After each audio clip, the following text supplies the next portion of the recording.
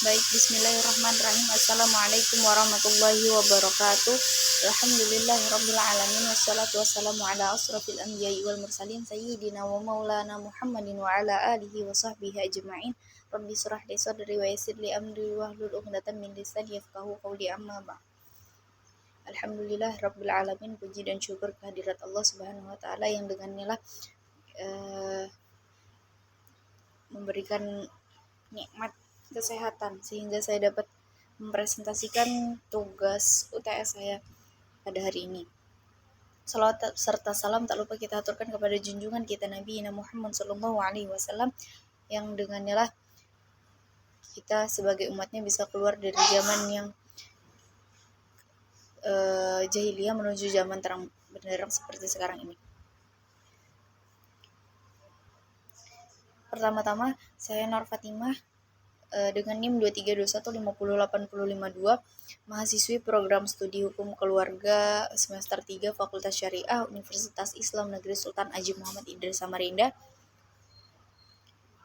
Dengan ini diamanahkan untuk melakukan presentasi yang dengan judul syarat-syarat dalam pernikahan dengan mata kuliah pengantar fikih munakahat. Adapun dosen pengampunya Ustadz Ahmad Sofyan SH.MH. Baik, langsung saja masuk pada materi pembahasan.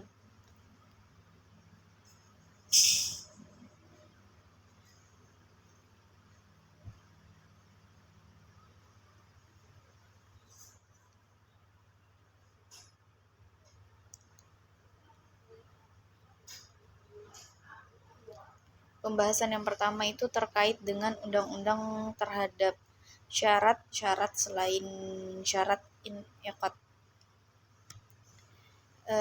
Jadi undang-undang al-ahwal syakhsiyah itu mencantumkan syarat-syarat pernikahan dengan tetap menjaga konsensus para ahli fikih, khususnya mazhab Hambali. Nah, kemudian syarat-syarat tersebut terbagi atas 3. Yang pertama, syarat-syarat yang benar wajib dipenuhi, yaitu syarat yang mengandung syariat bagi seorang istri yang tidak mengganggu hak-hak orang lain dan mengekang kebebasan suaminya dalam profesinya atau pekerjaannya sesuai dengan syariat.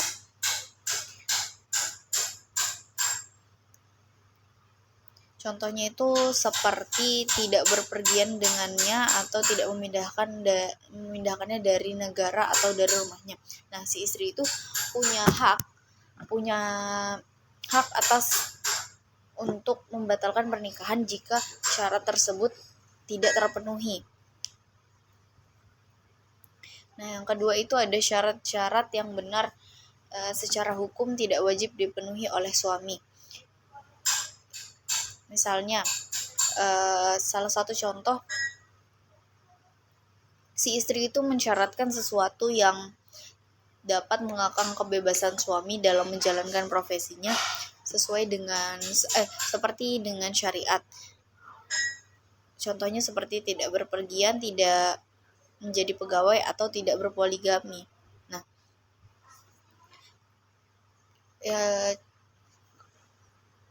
apabila suami tidak memenuhi atas kewajibannya itu, maka si istri berhak untuk menggugat cerai.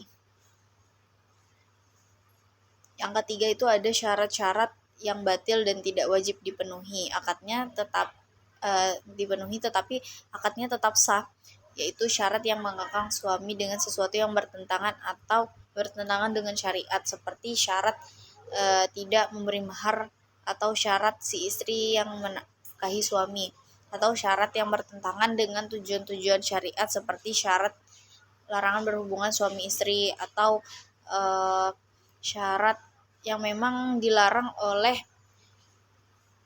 syariat, seperti syarat si istri boleh pergi kemana saja sendiri.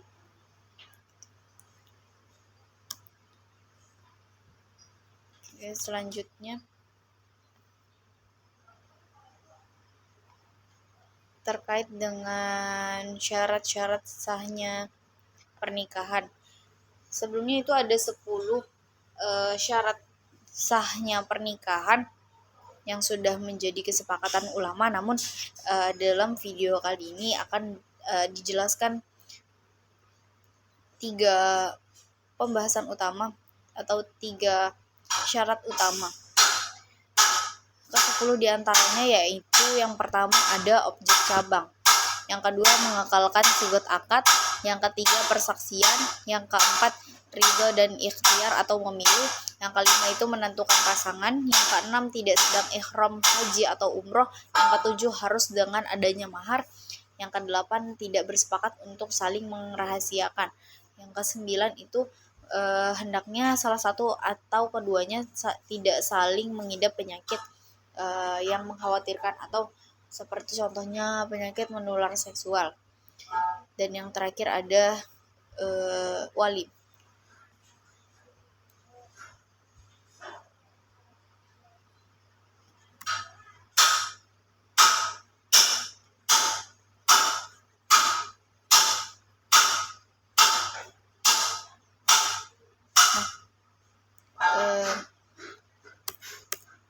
Terkait dengan yang syarat sahnya pernikahan itu, yang pertama kita garis bawahi adalah objek cabang.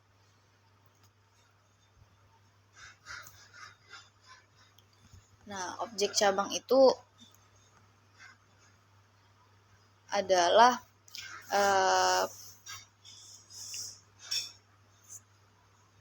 si perempuan tuh hendaknya tidak diharamkan dalam jangka waktu yang tertentu atau jangka waktu yang dibatasi, atau diharamkan karena adanya sebuah keraguan atau dipersoalkan atau dipermasalahkan pada para ahli fikih. Seperti contohnya menikahkan perempuan yang masih dalam masa iddah atau masa talak dari suaminya, dan atau menikahi saudari istri yang cerai yang masih dalam masa iddah juga.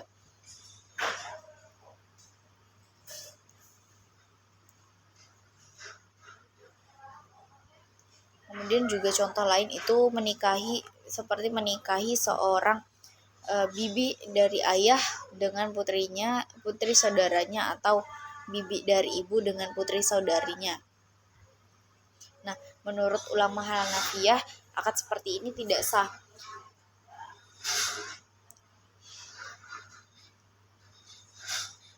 Jadi berdasarkan hal tersebut, pengharaman sudah dianggap pasti atau qat'i, maka itu menjadi salah satu penyebab batalnya akad. Jika pengharaman tersebut bersifat lughani atau dugaan, itu merupakan salah satu penyebab rusaknya akad menurut pernyataan tersebut menurut para ulama Hanafiyah.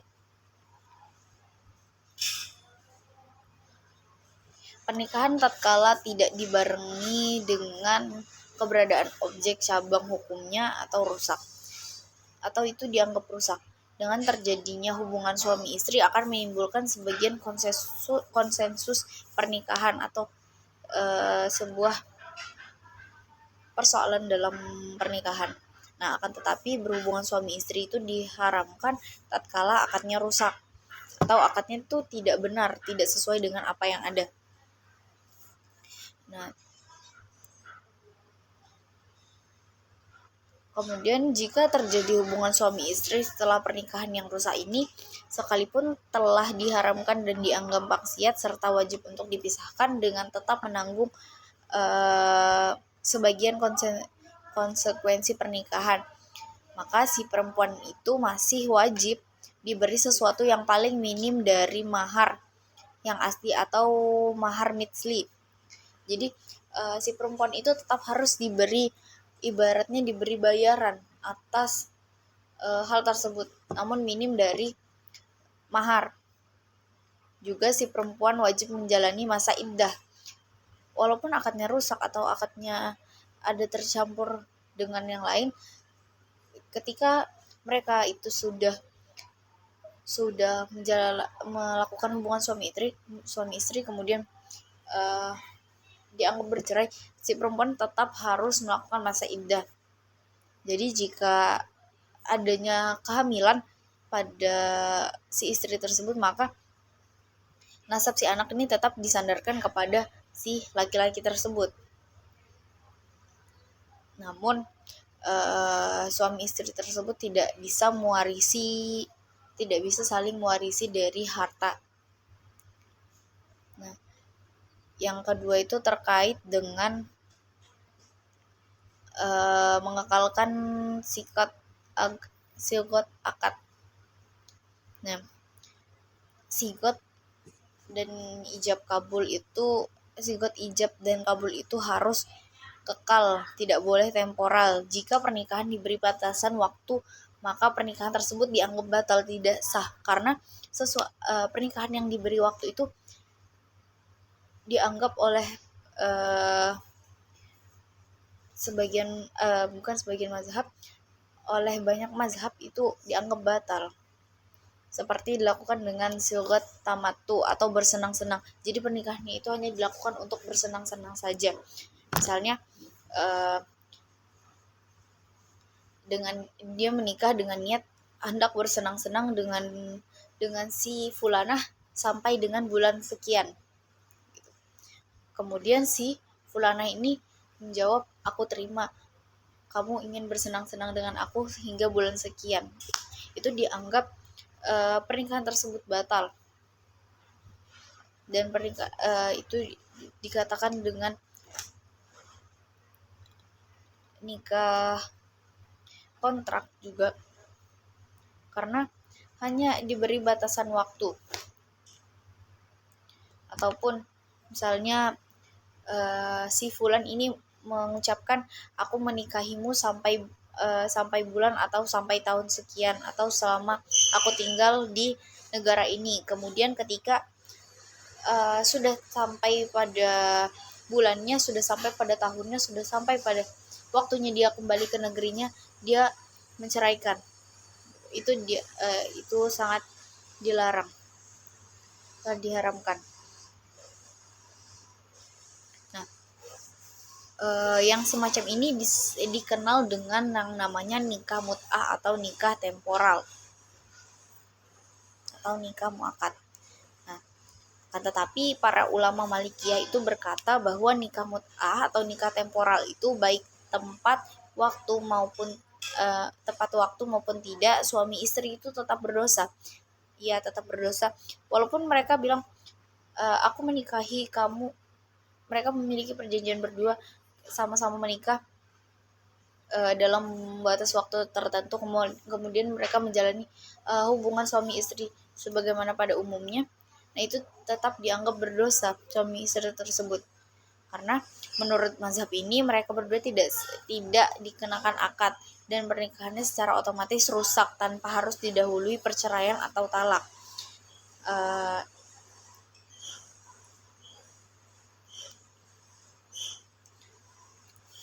Jadi maksud nikah secara temporal itu diberitahukan kepada si perempuan atau si walinya ketika akan melakukan pernikahan, bukan secara nikah mut'ah itu tadi dengan batasan waktu, karena itu juga akan memberikan kerugian kepada si wanitanya.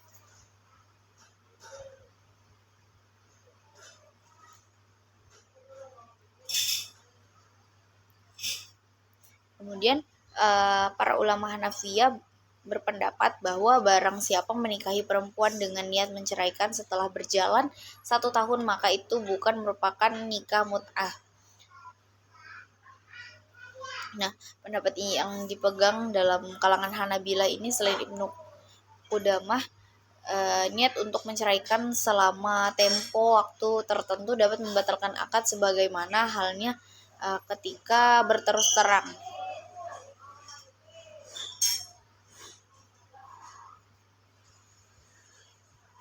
Sebelum masuk pada pembahasan terkait dengan persaksian ini, kita masuk dulu dalam pendapat para ulama terkait dengan pernikahan mut'ah.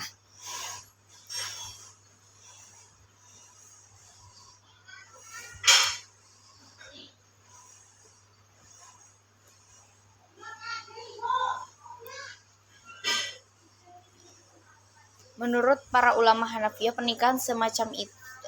pernikahan mut'ah itu semacam itu dianggap batal sekalipun syarat harus abadi adalah syarat sah karena itu tertera dalam teks sunnah.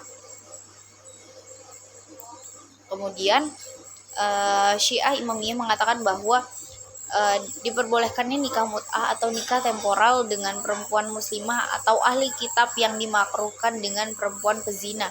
Maksudnya menurut Syiah Imamiyah itu tuh diperbolehkan karena asal dengan perempuan muslimah atau ahli kitab, tidak dengan perempuan pezina,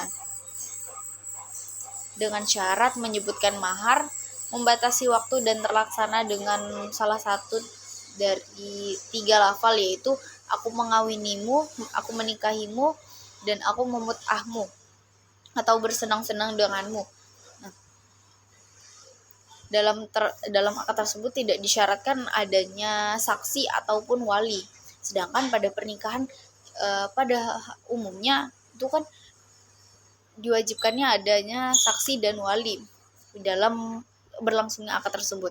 Nah, jadi di Syiah Imamiyah itu membolehkan nikah mut'ah dengan hukum-hukumnya sebagai berikut. Ada 7 hukum di sini. Yang pertama, tidak menyebutkan mahar beserta waktunya yang dapat membatalkan akad. Menyebutkan mahar tanpa menyebutkan waktu akan selalu membalikannya. Nah, yang kedua itu, atau dengan lebih mudahnya kita kenal dengan tanpa mahar dan waktu akad itu batal. Nah, yang kedua itu syarat-syarat tersebut harus dipenuhi saat sebelum akad. Jadi harus memang sudah dipersiapkan.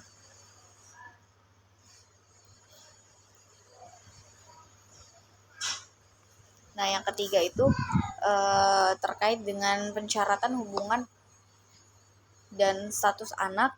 Yang keempat itu ada talak dan li'an, tidak berlaku zihar, masa diperdebatkan. Yang kelima itu ada saling mewarisi, anak tetap dapat mewarisi. Maksudnya suami istri ini tidak dapat mewarisi harta tersebut, namun anak tersebut bisa mewarisi. Yang keenam, masa iddahnya itu 2 kali atau 45 hari atau 4 bulan 10 hari untuk kematian. Nah, yang ketujuh itu tidak ada akad sebelum habis waktu yang disepakati. Maksudnya tidak diperbolehkan ada akad lagi yang masuk. Misal si perempuan ini hendak menikah lagi dengan laki lain, itu tidak diperbolehkan hingga batas waktu yang disepakati.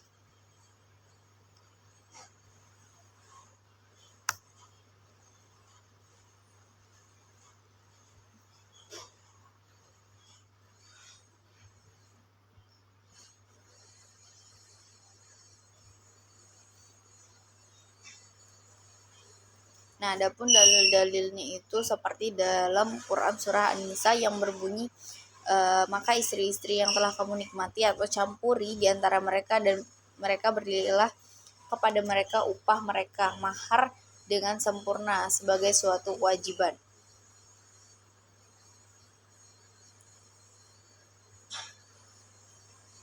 Baik, selanjutnya masuk pada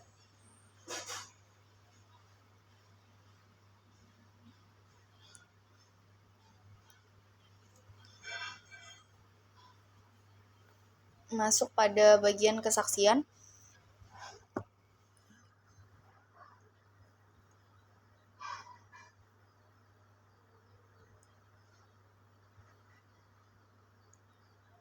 Kesaksian ini merupakan bagian pada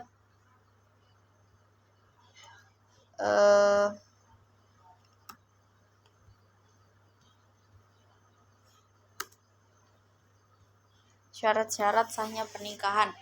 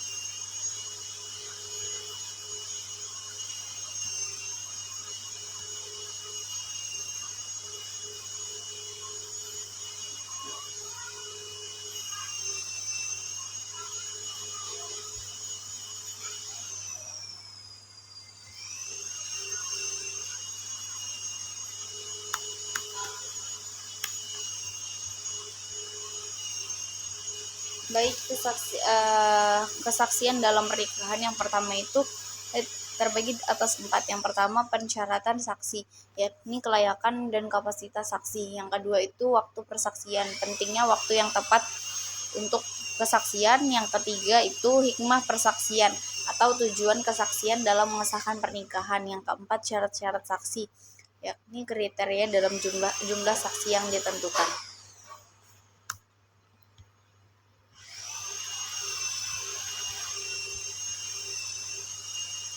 Mungkin itu tadi sedikit penyampaian materi dari saya. Kurang dan lebihnya mohon maaf, karena semoga dengan adanya presentasi ini dapat menambah wawasan khususnya bagi saya sendiri maupun teman-teman sekalian. Salah khilaf mohon dimaafkan. Saya akhiri. Wassalamualaikum warahmatullahi wabarakatuh.